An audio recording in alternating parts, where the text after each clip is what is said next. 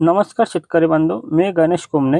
शेतकरी मित्रांनो, महाडीबीच्या माध्यमातून ज्या शेतकऱ्यांनी ऑनलाईन पद्धतीने अर्ज केले असतील, अशा शेतकऱ्यांना महाडीबीच्या माध्यमातून अनुदान वितरित करण्याचा शासन निर्णय आलेला आहे.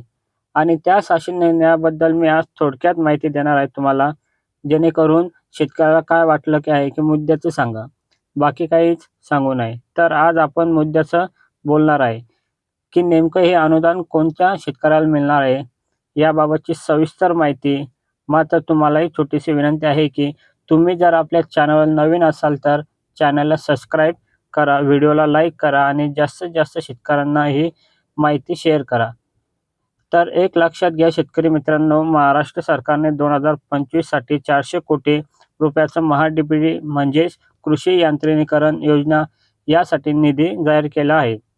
आणि या अगोदर कृषी यांत्रिकीकरण योजनेसाठी 200 कोटी रुपयाचा निधी जे अर्ज भरलेले असतील त्यांना अगोदर कृषी यांत्रिकीकरण योजनेच्या माध्यमातून ट्रॅक्टर असेल, रोटावेटर असेल, पलटी नांगर असेल, मोगडा किंवा कोणचे बी अवजारे असो, यासाठी त्यांनी ऑनलाईन केले होते.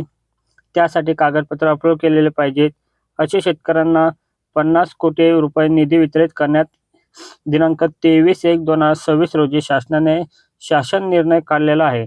आता हे ज्यांनी बिल अपलोड केलेलं आहे आणि अवजारे खरेदी केलेले आहे, अशा शेतकऱ्यांच्या खात्यात 50 कोटी निधी वितरित केला जाणार आहे. आणि इतर सुद्धा बऱ्याच योजनेला लाभ महाडीबीच्या माध्यमातून शेतकरी घेत असतात. तर त्याच संबंधित नवीन जर काही माहिती शासनाने आला किंवा जी नवीन आला, ती सुद्धा माहिती आपण आपल्या चॅनलला माध्यमातून देण्याचे नक्कीच प्रयत्न करू. मात्र तुम्ही यासाठी अर्ज केलेला आहेत का? तुम्हाला अगोदर अनुदान दिलं गेलेलं आहे का? मिळालं नसल्यास, कागदपत्र अपलोड केले नसल्यास लवकरात लवकर आपण आपले हे कागदपत्र अपलोड करायचे आणि हे महाडीबीटी माध्यमातून कृषी यांत्रिकीकरण योजनेसाठी जो काही 50 कोटी रुपयाचा निधी आलेला आहे, तर त्या संबंधित तुमचं जे काही अनुदान रकमेचे असेल ते लवकरात लवकर मिळायचं.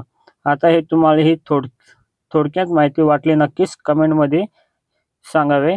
आणि चॅनलला नवीन आहात तर सबस्क्राईब करा, व्हिडिओला लाईक करा आणि जास्तीत जास्त शेतकऱ्यांपर्यंत हा व्हिडिओ शेअर करा, जेणेकरून हे सर्व शेतकऱ्याला आपल्याला समजून जाईल. तर धन्यवाद मित्रांनो.